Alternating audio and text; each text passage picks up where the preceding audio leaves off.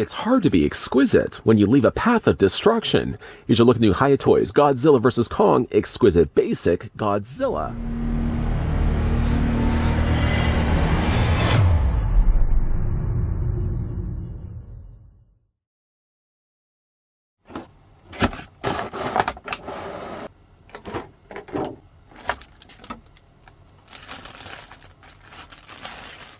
From the Godzilla vs. Kong movie comes a new figure of the King of the Monsters. Godzilla stands about 7 inches tall, features 26 points of articulation, includes an articulated tail for posing and displaying collections. The King of the Monsters gets a king-size release from Hiya Toys. Before we get a closer look at the brand new Godzilla vs. Kong Godzilla, I'd like to thank the folks over at Hiya Toys that did provide this sample that we're about to have a look at. Many of the online sites, I believe, are advertising this guy right now as a pre-order, with the release being the 4th quarter of 2022. So he should start hitting store and online shelves before the end of this year. Grabbing the tape measure now. As of right now, luck is with me that I've actually got this guy balancing on both of his legs. Normally, though, with Godzilla figures, a lot of the time the tail is so heavy and so long behind him that the figure falls backwards. The balancing on this guy is a little harder to do, but you can actually get him on 2 legs. With that being said, grabbing the tape measure and going from the end of his snout to the end of his tail, at least with the configuration I have right now, you're looking at the figure of Godzilla being about 12 inches in length, and that works out to be about 30.5 centimeters long. Then for the height of it, actually, and again, while I've got it on at least on its 2s for right now, the figure of Godzilla, taking it to the very highest point of his spike on his back, is about a 6-inch tall figure, or that's again about 15.5 centimeters tall. For comparison's sake, I did want to bring a slightly bigger figure from Hiya Toys, so here's what Godzilla looks like next to RoboCop 2 Kane. Another reason I did want to also bring Kane back in, I did do a review of this guy, and I did in fact do a follow-up short on this guy, but a few little corrections I certainly did want to make in case you guys didn't get the chance to see that short. The shoulders for Kane also do swivel back and forth, so it also means as well you can take these tiny pincers and move them further back on his body. But one thing I did also wanted to mention in the short, and maybe you guys didn't get the chance to see that, is that you can actually take the legs and lower them down on Kane, making him a lot taller of a figure. This also frees up an opportunity to rotate the figure from its waist, something I wasn't able to do in the review because the joints were way too tight. Even with its extended state, granted, the sizing on both these figures are way off. Godzilla should be a lot taller than what we're seeing right now, but just at least to show you what the figure looks like, getting him to hopefully stand.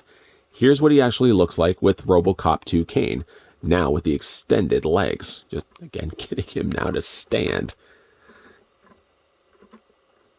There we go.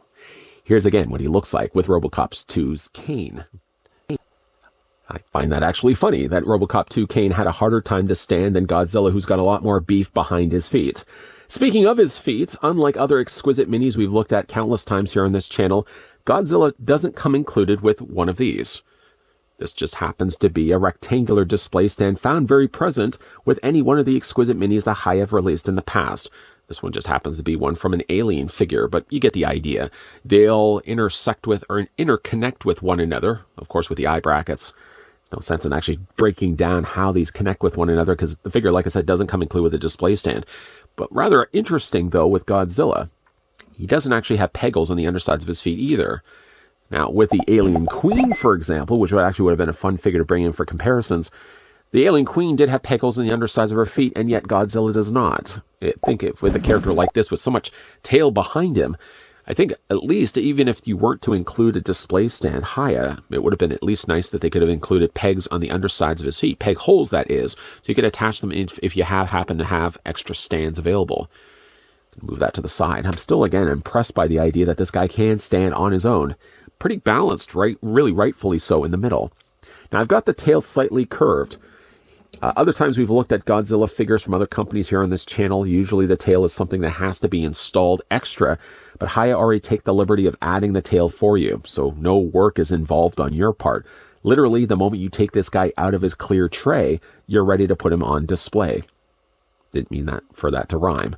With the tail extended as well, you can see that the tail itself is actually longer than his base and his body.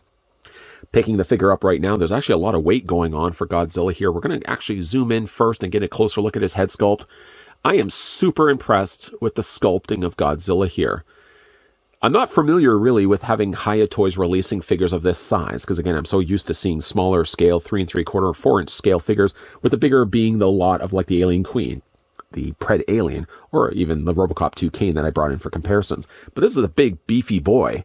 He's got a lot of cool details going for him. I know we started to look at his head until I started talking away about other things, but like the head sculpt is really quite good. The sculpting is so fine on this, you can see even the smaller little details like the wrinkles, and as small as his eyes may be, they've done a really great job of painting the pupils for how, again, small those might be.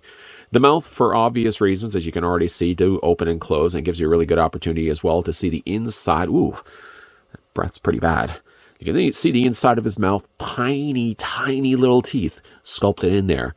And a well-painted tongue is also in the inside of his mouth as well. There's nothing really that attaches onto Godzilla's mouth. So if you did want to give him like the atomic breath, for example, the figure doesn't come included with any attachment like that. I'm sure Hiya is going to want to get as much mileage out of this mold as they can, and they release various variations of Godzilla in different color schemes, maybe one that may include the atomic breath, or at least painted in such a way that he's about to blast it. Head sculpt, again, nothing I would complain at all about the head sculpt. And again, there's a lot of cool articulation that they managed to cram into this giant lizard.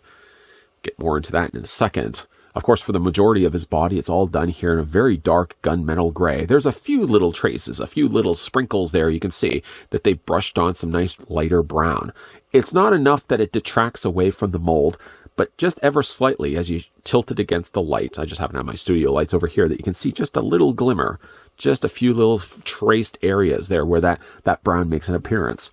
Love the way they've sculpted the spikes there on the top of his back, the main bigger ones being the middle of his back, and then slightly smaller ones sort of bookend on either side. The fins themselves, or spikes, if you'd like to call them that, are a soft plastic, but not too soft that you can actually, well, you can bend them just a little bit, but they're still pretty strong plastic that they've used. Actually, like the plastic that they use for Godzilla, I feel right away like he's a pretty heavy figure. Again, you got some really nice detailing on the undercarriage of his belly. I'm just going to kind of move his legs out of the way so you can kind of see so awkwardly the underbody area of Godzilla. Just such great sculpting that they've managed to put into this guy. Again, we're going to get into more of the articulation here in a second, but like the tail is sectional, so I'll tease quickly the articulation on the tail. Like it's in several points. There's 1, 2, 3, 4, and then I guess there's one right here, and then the main part of the tail. Well, even though still there's even more articulation. So it's going to be hard to kind of count off how many points, how many sectional parts of Godzilla's tail are individually articulated. You guys can count along with me. Hands are generally quite small. Again, this is the newer US version of Godzilla, where you got a slightly smaller head, very big, broad body, very large tree trunk size legs. Speaking of tree trunks, though, like the texture that they've done to this kind of does look like the side of tree bark. Again, all painted nicely. I can't tell whether this has actually all been painted or what they've simply just done is they've cast it in that dark gunmetal gray. Either way, though, it's a really nice looking Godzilla. Nice representation of the way that Godzilla looks like in the more recent released movies. Okay, so let's talk about the articulation on this guy. And I'm hoping, apologies in advance, that I don't miss anything. If I do, let me know down below in the comments section. So he does have a ball joint like right here. And the only thing about that is if you do move the neck around, you can see there's a big noticeable gap in there, because basically you got these chain links that are behind it, sort of like little bracelets of plastic. These are all sectional pieces. Technically, though, they don't really serve as articulation points, as I'm guessing there's probably a post that runs from the end of his head, right here, to the base of his body, like right here. So in between that, they sort of put these like little linked places, little linked parts to the mold in between.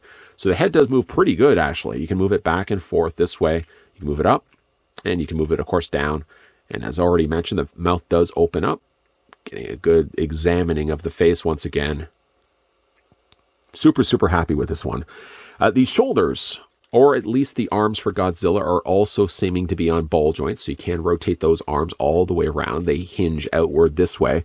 Then the figure does have a hinge in his elbow that allows the forearm also to rotate all the way around. Hands as well independently rotate via those ball joints. And then the body itself, sort of like I'm taking a lobster and separating it in half, the body is also on a ball joint here. Now, just by the nature of how many spikes that he has on the top of his back, and by the nature of how much belly he has underneath, it makes it a little harder when it comes to actually rotating his torso. You can only move it just only by a little bit. You feel that it nudges, but only by just, like I said, a little bit. The legs are also on ball joints. You're probably so tired of me saying ball joints by now, but you can take the legs and move them forward and back. You can move them also out. The figure has 2 points of articulation here in the knees, one right here, and of course, very obviously, one down below here as well. And the figure also has articulation, be that ball socket, also in his ankles as well. So you can rock him back and forth. Still strange that they didn't put pegs on the undersides of his feet, even if not to include a display stand, but at the very least, put at least an option available in there that collectors can use a display base. Granted, you may not want to be using a floor-graded display base like the ones we got with the Alien figures, but a muddy terrain like we got with any one of the Predator figures would be ideal, I think, with this one. Ideally, also, as well, that down the road, maybe if they could release smaller cityscape display stands with very noticeably smaller buildings, I think that would be also a great way of displaying the figure. It would also really increase how well he looks scaled-wise on a shelf. Now the part I know I'm going to miss some steps here when it comes to the articulation, so again, count along with me. So he's got a ball joint here at the base of the tail, and then of course he's got a sectional ball joint right there, so that's 2. He's got a third one here for the tail.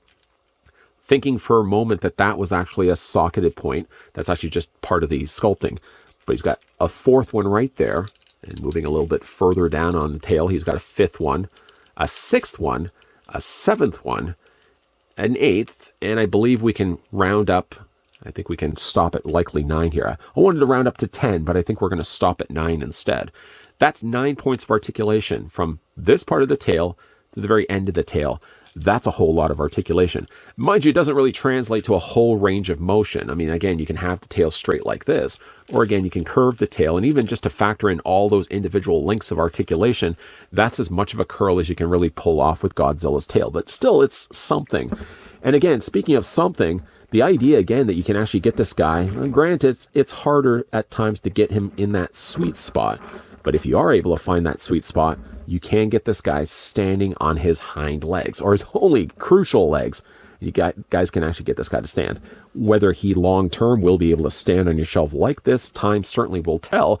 But the idea that you can get a super detailed, super posable, and a well-balanced Godzilla, I'm really happy with what Hiya Toys have done with this release. Now, this is, of course, the one from Godzilla vs. Kong. Leads me hopefully to believe as well that they've released a corresponding sized monkey that can pair along with the King of the Monsters. Even if I just end up picking up the one here for just of Godzilla, it is probably one of my favorite Godzillas that we've gotten in recent memory. One of the first times we've gotten one from Hiya Toys, and as an entryway into the land of the King of the Monsters, I think they've done an outstanding job with Godzilla's release here. By no means is Hiya first at the gate when it comes to producing Godzilla figures. I mean, really, to look, there's been other companies that have produced the King of the Monsters before of this size and stature. What though, experiencing a Hiya Toys Godzilla, though, for the very first time in this review, I can tell you I'm really impressed with what they've done here. He's a pretty detailed lizard from head to toe, and I was impressed to see how much points of articulation this guy actually does possess. I mean, you counted along with me. What, 9 individual links of articulation in just the tail alone, not to mention the rest of the articulation that the figure has in his body? It's pretty impressive. Some of the areas, like his neck, for example, do seem a little disjointed or sectional. It seems the more you move his head, for example, like I've got him in sort of a breathing out to the sky sort of pose, but if I had the head a little tilted more to the side, you would see more of a noticeable gap where the head ends and the rest of those little sectional parts that the neck begin. Obviously, they did put in the articulation, so you got a little bit more free range of motion. So I don't mind sacrificing a gap space in order to get more articulation with the figure. And like I said, I was impressed to see not only that he had as much articulation as he did, but that this figure was actually able to balance himself on his 2 legs. I don't have that going here in final looks just for the pose I wanted to choose, but again, I'm really happy. For a first time experiencing a Godzilla figure from Hiya Toys, yeah, I think they've done a pretty good job. What do you guys think of Godzilla? Let me know down below in the comments section. Is this a good-looking Godzilla? Is this one you would like to pick up and add to your collection? And do you think Godzilla is in good hands with the folks over at Hiya Toys?